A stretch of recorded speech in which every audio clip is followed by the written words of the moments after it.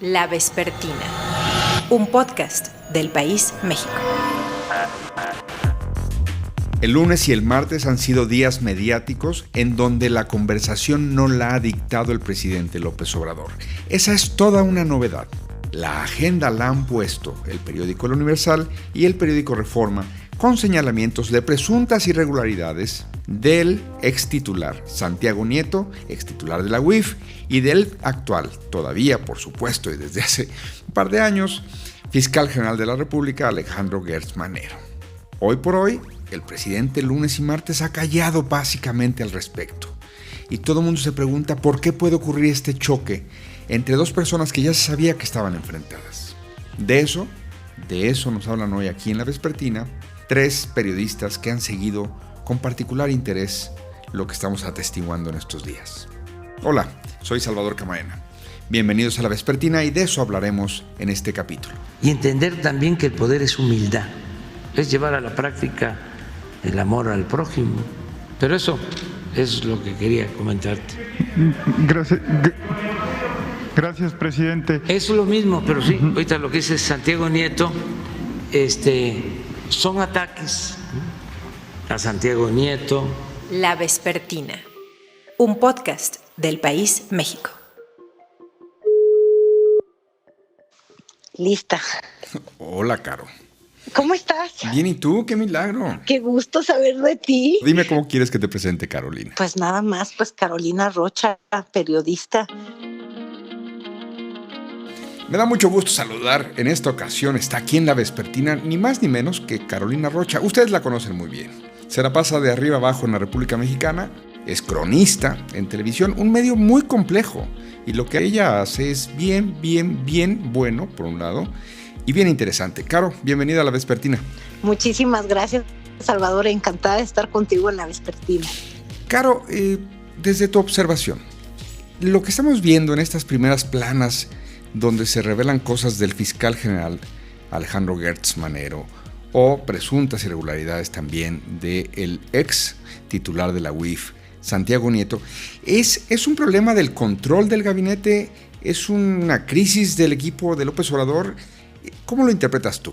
Híjole, lo interpreto como un triste entretenimiento de las grillas, de los pleitos, de los reacomodos del poder en los cuales nos quedamos los ciudadanos como observadores, y desgraciadamente lo que observamos es que nadie es de fiar, y yo creo que eso es lo que es muy grave. Son dos símbolos, dos personajes que simbolizaban o que simbolizan más bien cada uno a la justicia en maneras distintas. Uh-huh.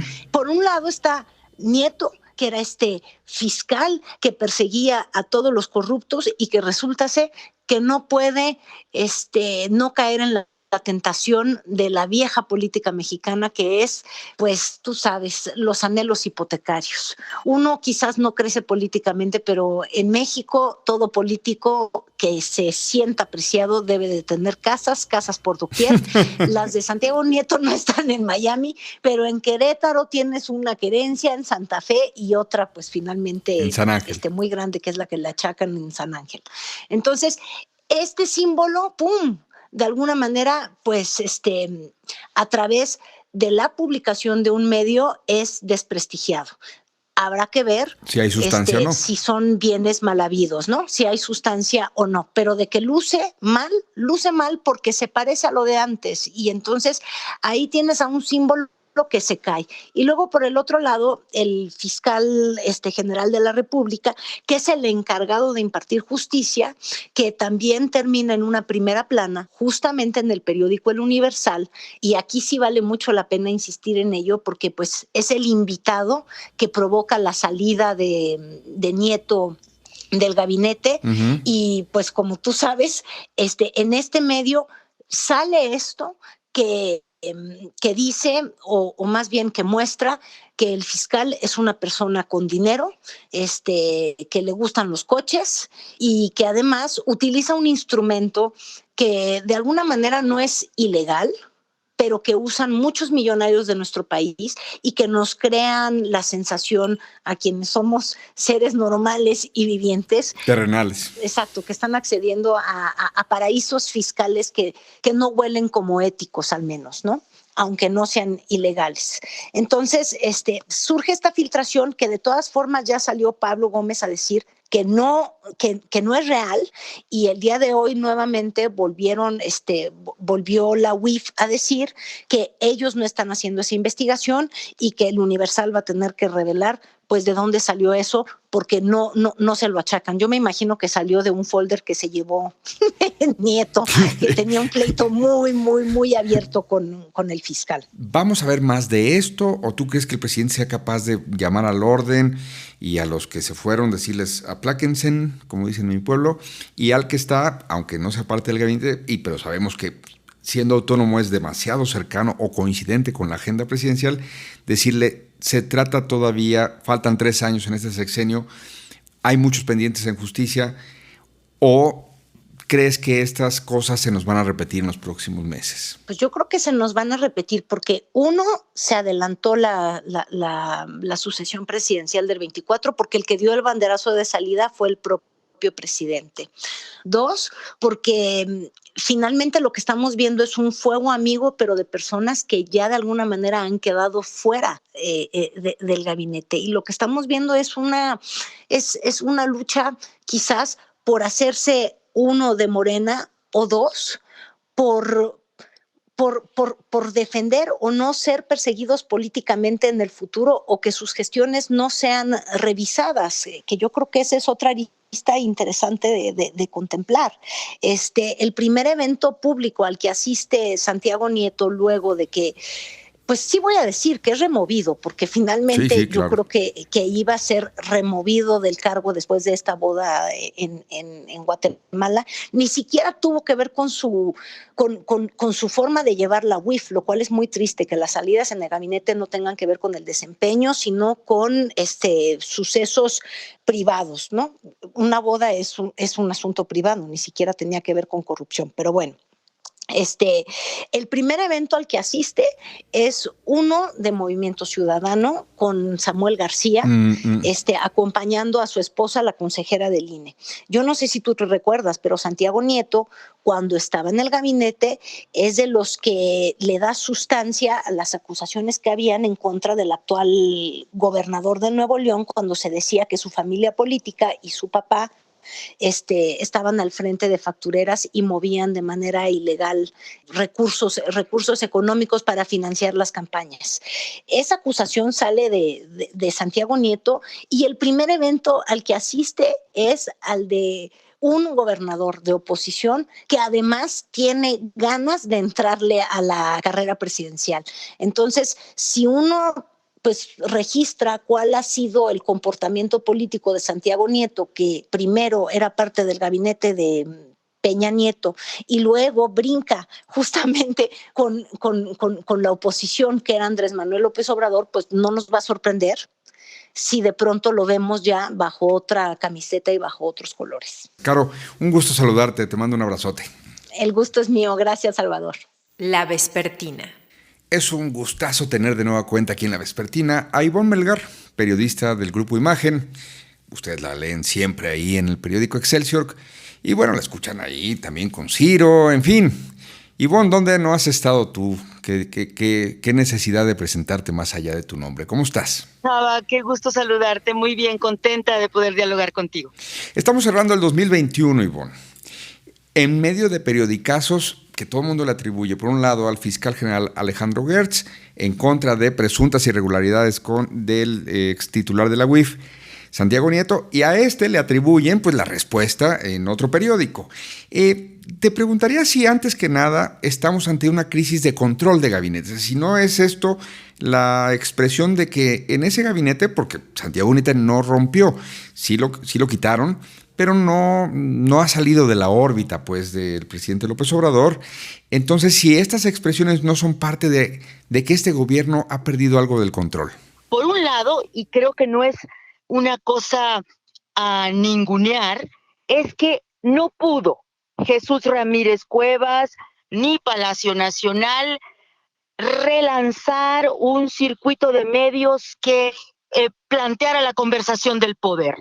Y cuando vemos que Santiago Nieto y el fiscal filtran información en los medios tradicionales, tan desdeñados y descalificados desde la mañanera presidencial, pues entonces estamos viendo que ahí no se pudo hacer nada. Me parece algo muy relevante para un proyecto político que quería cambiar esas reglas. Exacto, es decir, incluso los de la administración van con esos medios tan denostados a jugarse ahí el quién es quién mediático. Efectivamente. Y lo otro es que cuando yo veo esas filtraciones en el Universal y en Reforma, me imagino de manera inmediata a Santiago Nieto Castillo con una USB llena de datos de todas las transacciones bancarias de sus excompañeros de gabinete ampliado. Es decir, con esta caricatura lo que quiero señalar es que también se estaría abollando la oferta de la no corrupción o al menos del no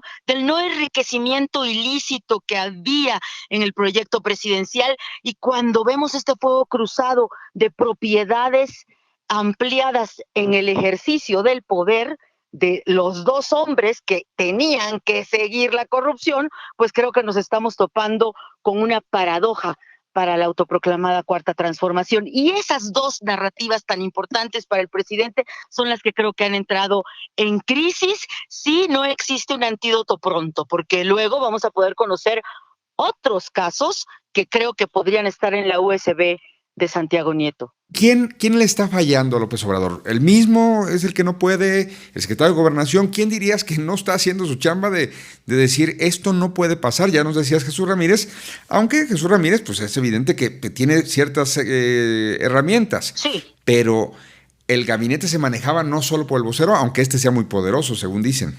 Sí, es que yo creo que son las limitaciones del voluntarismo, Salvador Camarena. No es que a alguien le falló. Es que justamente si tú no hiciste una reingeniería institucional para poder de manera sistemática, ordenada, inhibir este tipo de mecanismos tradicionales del enriquecimiento ilícito y cómo los ibas a verificar y a seguir, pues aquí está revirtiéndose pues el discurso mediático mismo del presidente, que creyó que la palabra en sí misma era tan poderosa como para hacer los cambios institucionales. El presidente, tú y yo lo sabemos, es un éxito planetario en términos de replantear la conversación pública, pero esa no se traduce en instrumentos institucionales. Y eso es lo que yo creo que estamos observando, Salvador. No la tenemos y finalmente pues estamos ya en el segundo tramo y las ambiciones presidencialistas de relevarlo pues están ahí, yo creo que también jugando en esto, ¿no? Esto lo grabamos, estamos grabándolo en la noche del martes.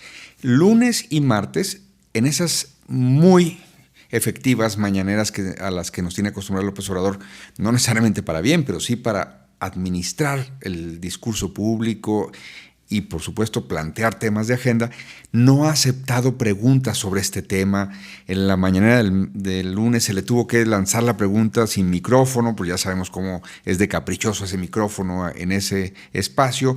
Este martes desde Zapopan no hubo pues oportunidades específicas, a reserva de lo que pasara el miércoles, pero es sintomático que el presidente está encajando el golpe diciendo no puedo enfrentar esto porque si me preguntan por el fondo, ya dije que son mis adversarios, que están dolidos, que no sé qué, ya salí con el San Benito de siempre, pero el presidente está diciendo tengo que dejar pasar esto o ¿qué está queriendo administrar? Yo tengo la hipótesis de que el fiscal Alejandro Gertz Manero se va a ir, pero que el presidente no quiere darle la cabeza hoy por hoy ni a Nieto ni a quienes han señalado toda la larga lista del fiscal de hierros, como yo le llamo, porque no es el de hierro, es el de hierros. Uh-huh. Entonces yo creo que el presidente tiene que diseñar cómo hacer ese relevo. Me da la impresión de que no le funcionó ya el fiscal, que este encapsularse, encerrarse con los diputados el lunes ayer para comparecer también es síntoma de la debilidad institucional de esa fiscalía que se decía autónoma. Entonces yo creo que el presidente está reformulando qué va a hacer con esto que se le salió de las manos, que efectivamente se balconeó en dos medios que tanto cuestiona y que estarían hablando pues de que justo no trae los hilos de los personajes a los que les había hecho encomiendas tan importantes, ¿no? Eso es lo que yo veo. Claro. Ivonne, como siempre, un gusto y un privilegio conversar contigo. Al contrario, Salvador, una alegría poder hacerlo para este gran espacio. Los dos son personas profesionales, son buenos servidores públicos. Santiago es una gente con profesionalismo y un hombre recto. El fiscal es de primera, era lo que se necesitaba en estos tiempos, un hombre honesto, recto. La Vespertina. Si alguien ha cubierto, digamos, los últimos acontecimientos, porque es una carrera un poco larga, del fiscal Alejandro Gertz Manero, es mi colega de El País, Pablo Ferri. ¿Cómo estás, Pablo? ¿Qué tal, Salvador? Buenas tardes. Tú que has reporteado el quehacer de Alejandro Gertz y que tú, que has reporteado la política mexicana desde hace ya muchos años, ¿qué ves en este encontronazo? Bueno, yo creo que todavía estamos viendo las consecuencias del affair de la boda de Nieto en Guatemala, ¿no? No es ningún secreto ya a estas alturas que desde el entorno del extitular de la Unidad de Inteligencia Financiera de Hacienda se defiende la idea de que el fiscal de alguna forma tuvo algo que ver con el asunto del avión que llegó a Guatemala desde Toluca, que transportaba al dueño del Universal, que además transportaba a la Secretaría de Turismo de la Ciudad de México y que al final acabó con Nieto fuera de la Unidad de Inteligencia Financiera, ¿no? Por una cuestión de ostentación y de lo que las imágenes que estaba generando la dichosa boda. Entonces, yo entiendo que desde el entorno de Nieto se asume que parte de la difusión de lo que había ocurrido con el avión y los dólares no declarados viene por culpa del fiscal. Entiendo que el fin de semana, y esto es una intuición mía, igual tú sabes más que yo, pero yo entiendo que el fin de semana a Nieto le tocaron desde el diario Reforma para preguntarlo, pedirle una versión de lo que iban a publicar acerca del patrimonio que había acumulado en los últimos 3 años, ¿no? Los años que ha estado al frente de la Unidad de Inteligencia Financiera. Entiendo también que Nieto se olió o asumió o interpretó que detrás de esa publicación debería estar en un porcentaje alto el fiscal. Si no totalmente él, en parte podría estar él. Y entiendo que la respuesta es la que dieron ellos con la publicación que sacó el Universal el mismo lunes, ¿no? El patrimonio las extrañas compras de coches del fiscal Gertz en 2014 y 2015, cuando estaba todavía al frente de la UDLACE. ¿Por qué se da la crisis política? ¿Por qué se atreverían a desafiar al presidente López Obrador, a robarle la narrativa, a desplazarlo del centro de la atención, que si algo le ha gustado 3 años a López Obrador es ser el único eje de la conversación que puede ponernos a platicar de lo que él quiera que conversemos, y en cambio estos estarían provocando una nueva conversación que, por si fuera poco, machaca el discurso anticorrupción de López Obrador y pone en evidencia a su gobierno como algo, pues no diría en crisis, pero sí con pugnas internas muy, muy afiladas. Sí, y como no se han visto en estos 3 años de gobierno. Pues quizá desde Palacio Nacional se menospreció el tamaño del odio que se tienen una parte a la otra. Quizá por ahí no se pensó que las hostilidades pudieran alcanzar este nivel como hemos visto esta semana. Y a mí lo que me parece una interrogante que no se acaba de aclarar y cada vez me resulta más interesante es por qué el presidente López Obrador mantiene una actitud con el fiscal distinta de la que ha mantenido con otros funcionarios de su gabinete o personalidades que ha impulsado en otros poderes del Estado, ¿no? Parece que Gertz está un poquito más en la cuerda floja de lo que han estado otros funcionarios antes. Vamos a ver, en el momento en que otros funcionarios discutieron en el interior de su gobierno, o bueno, se reportó al menos en columnas que discutieron, caso de Olga Sánchez Cordero con Julio Scherer, los dos salen, ¿no? Pero en este caso solo sale Nieto. ¿Por qué solo sale Nieto? ¿Por qué Gertz se queda? ¿Por qué no hay ningún tipo de discusión en el Senado en el sentido de tratar de llamarle a atender preguntas por el caso de su familia política, por ejemplo? ¿Por qué se le apoya incondicionalmente? Yo no lo entiendo, no digo que no se deba hacer, digo que, visto el comportamiento en otros contextos, no acabo de entenderlo, ¿no? O sea, no sé qué pasó, si es que pasó algo en los años en que Gertz primero fue secretario de Seguridad Pública de la Ciudad de México entre el 98 y el 2000. Es verdad que no estaba López Obrador, estaba Cuauhtémoc Cárdenas y luego, Rosario Robles, ¿no? Ya me bailan los nombres.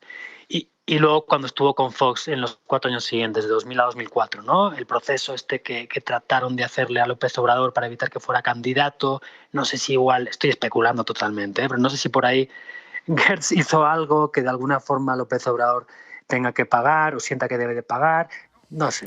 No, pero es que el margen a la especulación es total, claro, porque precisamente dices, ¿por qué el presidente López Obrador lo mantiene o le da esas consideraciones que no se las ha dado a nadie más? No, ni lo cuestiona, porque ni lo... Además, es que si nos ponemos a hablar de más casos, coño, agarra el caso de Ayotzinapa.